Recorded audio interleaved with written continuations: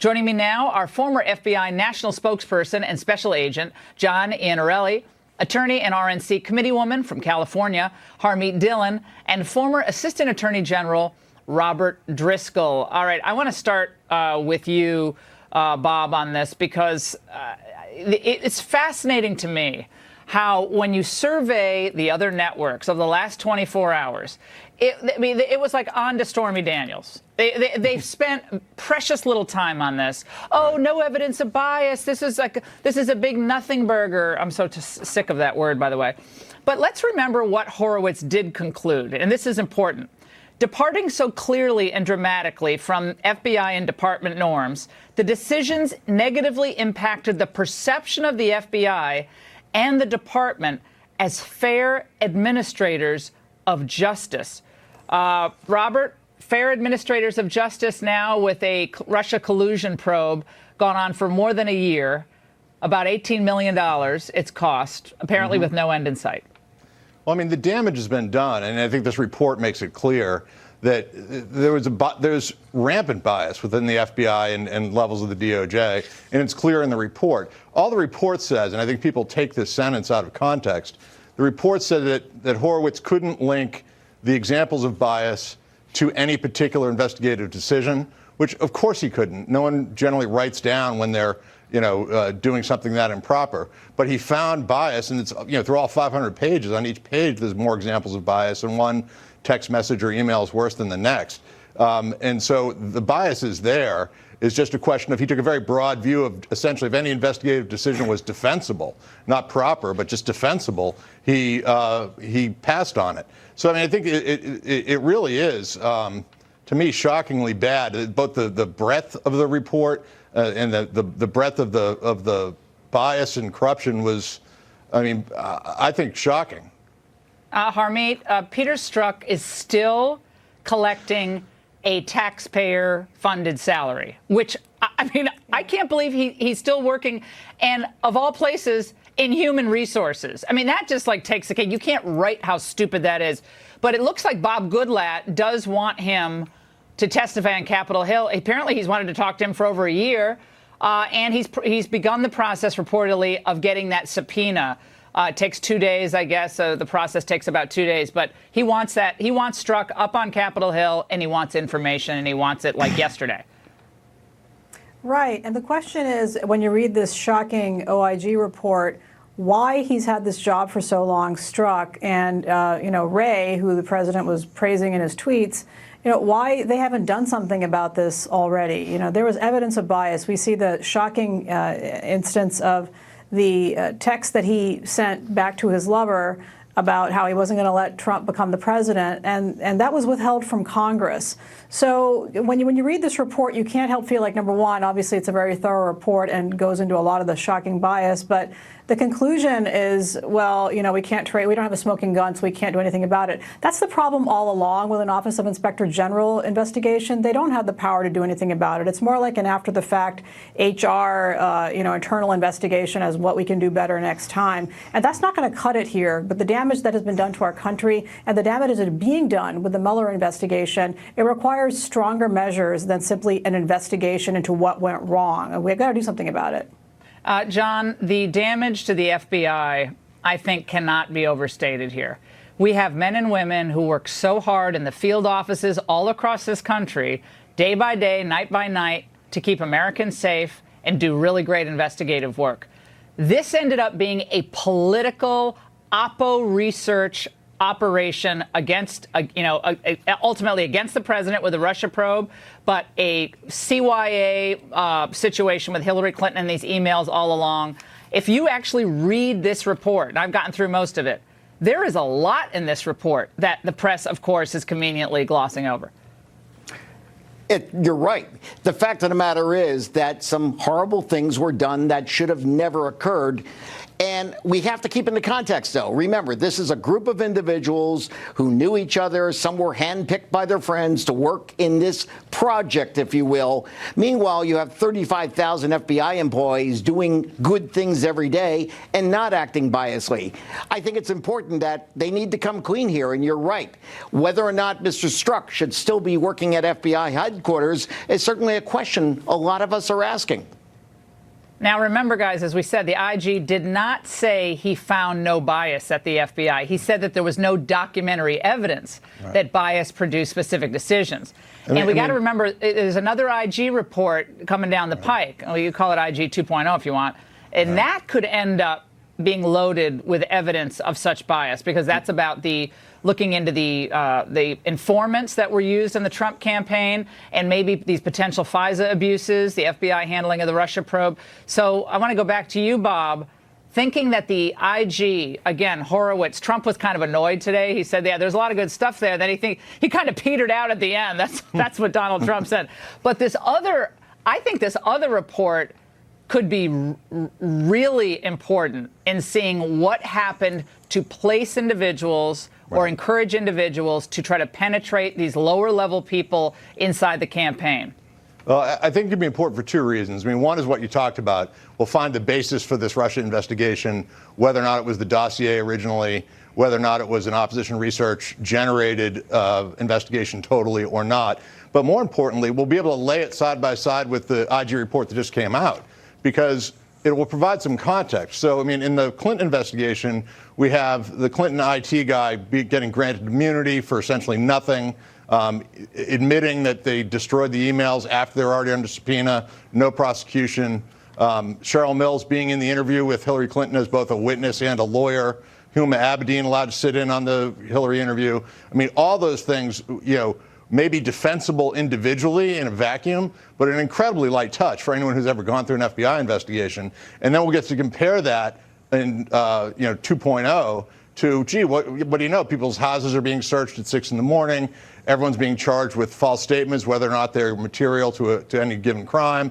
Yeah. And so I think this second report could have, could be a big deal, because it could fill in some of these gaps, or at least allow us to draw some inferences. Well, yeah. I mean, guys, they certainly were very zealous in trying to find this evidence of Russia working with Trump. I mean, getting this professor in London, talk to Papadopoulos, all this stuff that they were trying to do. My goodness, they were leaving no stone unturned, trying to get a Russian billionaire to help that Oleg Deripaska. I mean, they're doing everything. Meanwhile, with Hillary, it's well, maybe we shouldn't get the Wiener laptop. Maybe we should wait on that. Right. So a totally different approach, which also I think comes through when you really read the totality of this report. Harmeet, Giuliani today talked about the question we've been talking about for months here about whether the president should testify. I want you all to listen carefully to this. What you think should happen now in the Mueller investigation? They should end it. I mean, the IG report basically tells you that both prongs of the Mueller investigation are either corrupt or answered. He went on to say the president should not. He basically said no interview of the president. He shouldn't be bothered with it. Harmeet, any thinking of yours that's changed from the beginning of a possible perjury trap for a president who, President Trump likes to talk. He's very affable. He loves to get his point across. He didn't do anything wrong, he says. So he's I'm happy to talk. He wants to talk. But as a lawyer, and I'm a lawyer as well, how dangerous is it for him to go into that special counsel's office? Okay, Laura, so as to the first part of your question, does it change anything? No. From day one, I thought the president shouldn't talk. You and I both know that federal prosecutors are not just, regular prosecutors. They're the gunners. They're the go-getters. They're the ones who want to make their case and make their name. There's no bigger prey than the president of the United States. So he should not go in there, because there's no confidence that the deck won't be stacked against him. We've seen that with Flynn. We've seen that how Strzok has behaved in many other instances. But in terms of witnesses, a CEO, a powerful person, is the worst witness. Anybody can tell you they're the worst witness because they're used to getting their way. Everybody in the room sucks up to them. And it's just a totally different scenario when you're talking even seemingly casually to a prosecutor or an FBI agent. So it would be a big mistake for any CEO, for any president, but particularly for this president. Yeah. Well, even this is going if for they a weren't legal corrupt. showdown. And now we have seen the corruption pervading the FBI. Yeah, like so that's what Giuliani's not. point was. Giuliani's point today was, now that we know just what was going on in there with the desperate effort to stop him from becoming president. Cheryl Mills gets to sit in there when they're talking about whether they should subpoena Hillary. All that, it's, the cozy relationship between the press and the FBI agents. The press are giving perks to the FBI agents.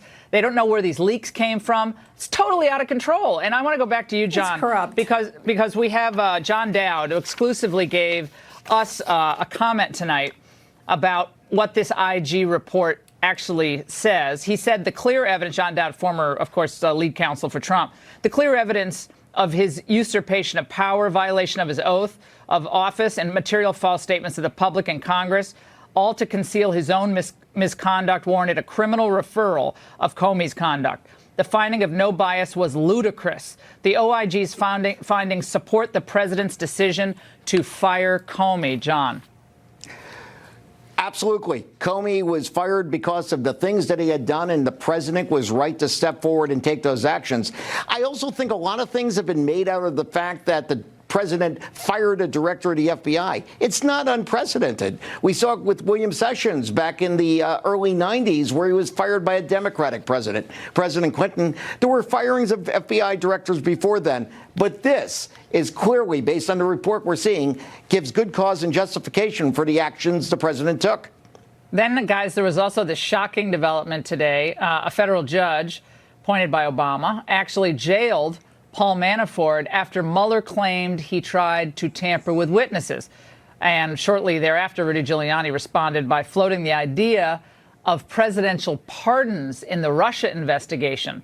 Robert, this led Jeffrey Toobin to say the following about Giuliani. Let's watch. It is so corrupt and unethical what Giuliani said. I mean, we are in an area here that is literally unprecedented because not that many people in American life have the power to give a pardon. I mean, we are so far out of normal ethical behavior that, it's just worth preserving our sense of outrage about it, because so much of this stuff happens every day. We're kind of inured to it, but it really is appalling. A sense of outrage. Was Jeffrey Toobin that outrage during Benghazi, Fast and Furious, but surveilling reporters, checking Cheryl Atkinson's computer? Robert, nevertheless, the throwing out the pardon thing, I probably wouldn't have done that if I were Rudy today. Yeah. It just chums the water for no real reason. Well, and the other reason, too, is, just strategically as a defense lawyer, I wouldn't want Manafort pardoned before this case is over.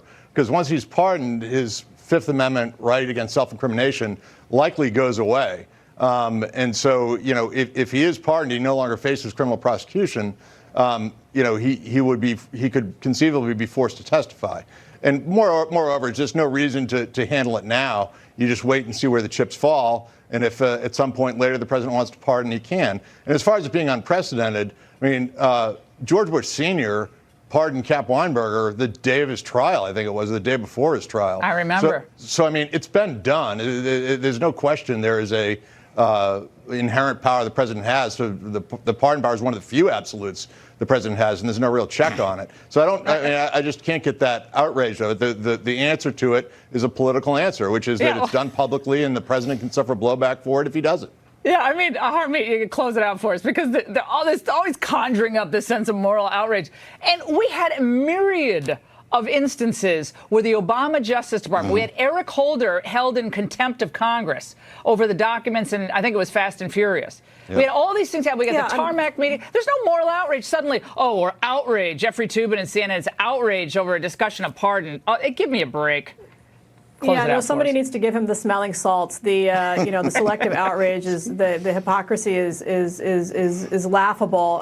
They should be very concerned as Americans about the pervasive corruption of the FBI and other agencies in the government, and not about this one instance. I'm outraged as a civil libertarian that a judge is appearing to use incarceration as a penalty, as a punishment for somebody prior to their trial. And we know that it's actually only supposed to be used preventative detention in very limited circumstances where it deals with flight risk or other issues. And I don't think that standard was met today. So that's what people should be outraged about from a civil liberty point of view. She was really lecturing Manafort today, saying, well, you're not in junior high. Can't take away your cell phone, but can't trust you not to talk to witnesses. So goodbye.